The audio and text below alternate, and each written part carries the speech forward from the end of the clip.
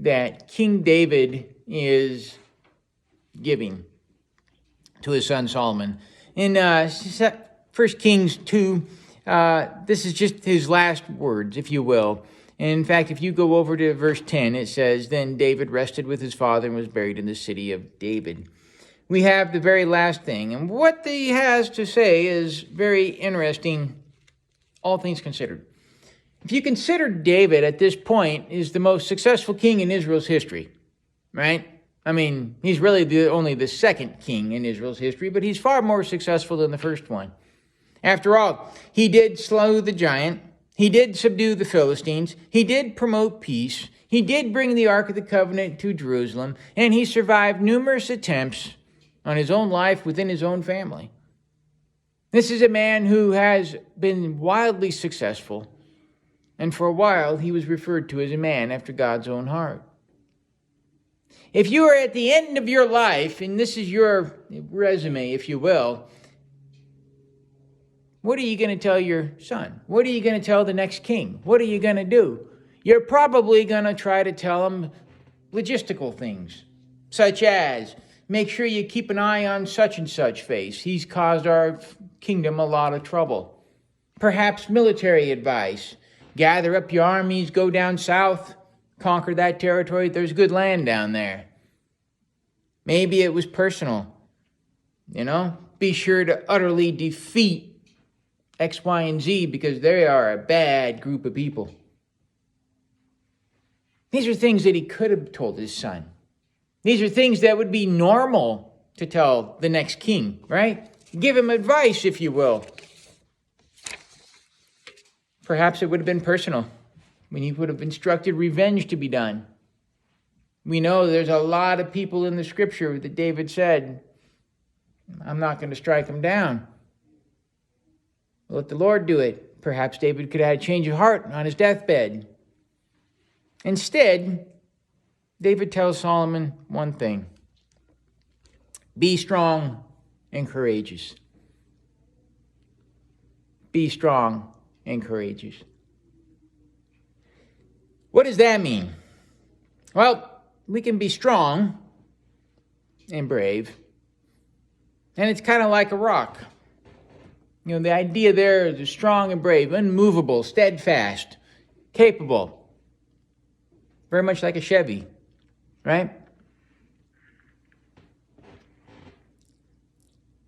Strong and brave. If we were to summarize that, it comes down to the reality of a strength of character. Your strength of character. What David is telling Solomon is not about the strength of his military might or the strength of the family name or even the concerns that he may have with any other worldly entity. Rather, his last dying words to his son deal with Solomon's character, the strength of his character.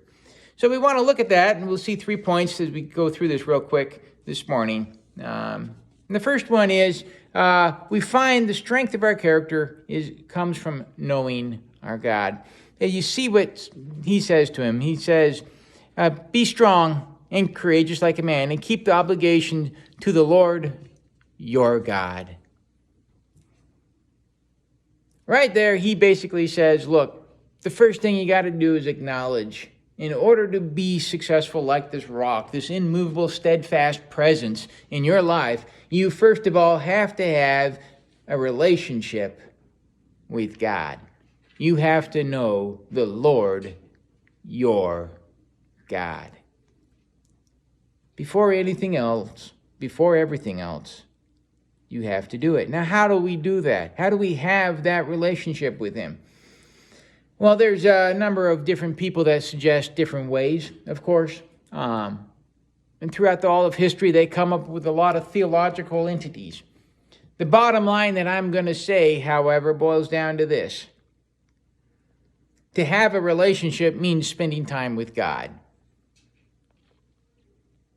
As it boils down, whatever you want to say about all the books that have been published on this topic, it boils down to spending time with God. What does that mean? Well, like with any other person out there, if you're going to spend time with them, you got to, communicate a little bit. It's a give and a take. You listen, you talk. I mean, just think about it. If all you did was talk to somebody and you never listened to what they said, it's not really much of a relationship, is it? If all you did was listen and didn't talk, it still doesn't really equate to a good relationship. It's the same way with the Almighty.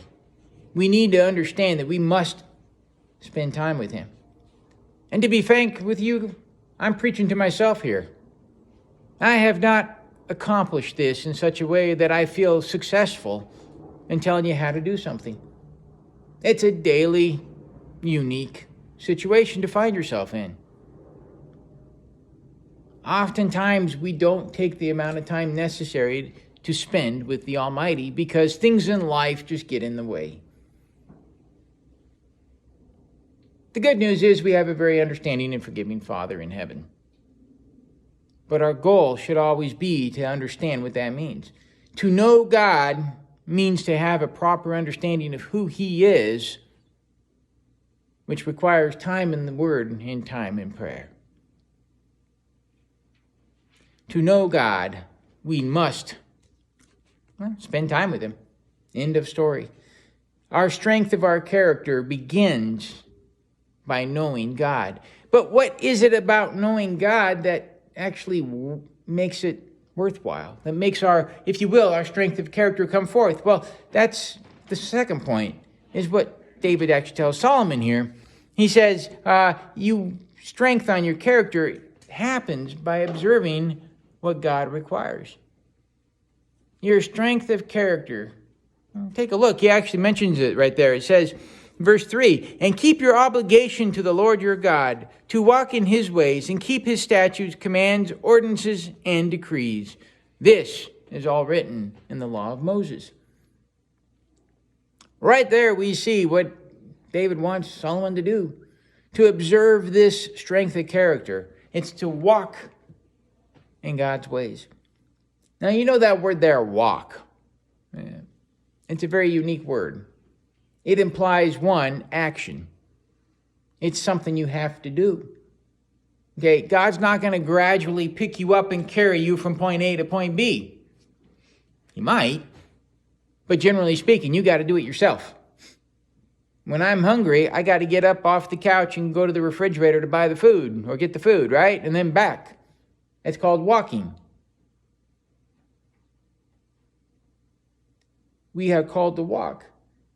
That's a daily implication there. As we go forward, we are walking with Him. It's effort on our part. There are no breaks in the sense of we get to stop and He carries us.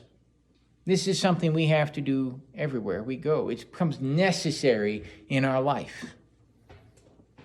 Being a strong person, being a person of strong moral character or strength of character means being a godly person. We take a look at this, and what it says right there in verse 3, it says, to walk in His ways and keep His statutes, commands, ordinances, and decrees. Jesus summarized it for us, luckily, when He actually said the greatest two commandments are simple. To love the Lord your God with all your heart, soul, mind, and strength. The second one is like it, to love your neighbor as yourself. All of the law and prophets are summarized in those two statements. If we can master or at least wrap our brains around those two entities and set out to try to deal with them, we will have accomplished God's laws. We will have accomplished His statutes, His decree, His commands, His ordinance, His testimony, His requirements. A person of strong moral character, well, they observe what God requires. They understand that. Not only do they follow God and know God and seek to know Him on a daily basis, but they also strive to do what He wants them to do. It's important that we understand that. And if you want to know how to do that better, I would quote John Adams at you when he said, to love mercy, act justly, and walk humbly with your God. In of itself, that summarizes what God really is after in the core heart value of people. He is not interested in our fabulous wealth. He's not interested in our wonderful ministries. He's not interested in anything we do if our attitude is not right. I can be the wealthiest man in the world and donate my entirety of my wealth to a charitable cause, and it gains me nothing if my attitude is not right before God.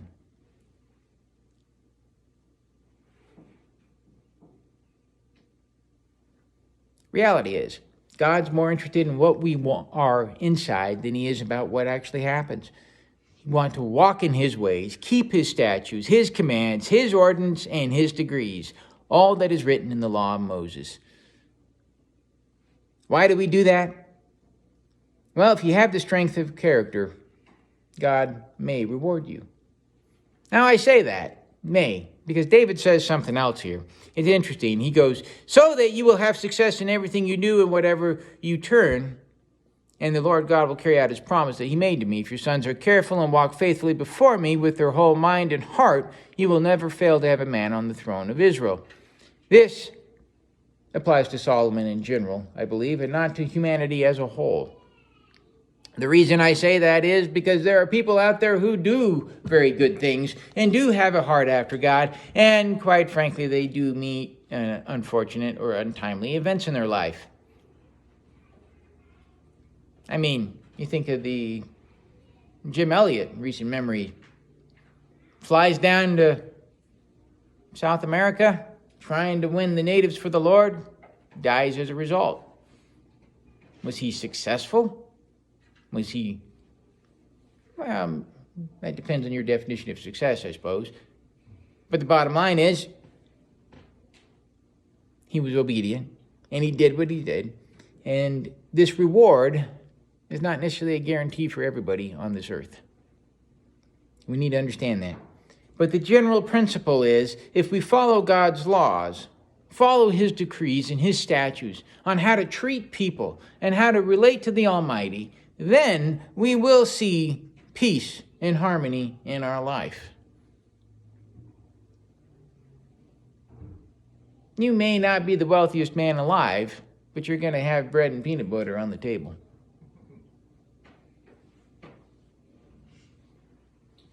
David's throne promise that we see here is mirrored that we also see God's blessing if we follow in it. Take a look at the reality that we have. What God tells David, he goes, if your sons are careful to walk faithfully before me with their whole mind and heart, you will never fail to have a man on the throne of Israel. Essentially, the point is the direction children go is almost always directed by the direction a father points them. Studies have shown this over and over and over again. There is a high difference between children that have a father in their life and children that do not. And I don't care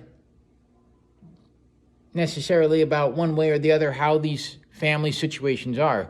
The studies look at just the reality of a father figure involved in their lives. They are immensely important, and we cannot minimize that. A father points the children in the direction they will go. As Psalm 127 says in the front of our worship folder, it says, sons are a heritage from the Lord, children a reward from him. Like arrows in the hands of warriors are son born in one's youth, blessed the man whose quiver is full of them. I like the imagery of an arrow there, because I view my kids as arrows, not necessarily as instruments of war, but in the reality that they can go further than I've been. There is a possibility of them doing and exceeding far more than I've been able to succeed or do. but I am the one that holds the bow. And when I pull that back and let it go, the arrow flies on its own, but I have pointed it in that direction. Like an arrow, children will go places we've never been, but they will most likely go in the direction we point them. It is imperative that we understand what David is trying to do here is not so much as influence the role of his kingdom, in so much as he's trying to influence the perspective of his son.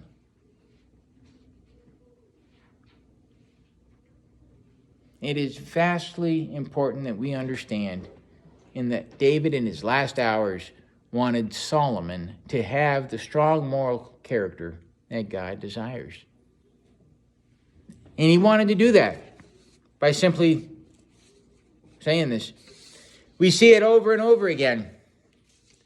But this strong character that David wanted starts with knowing God.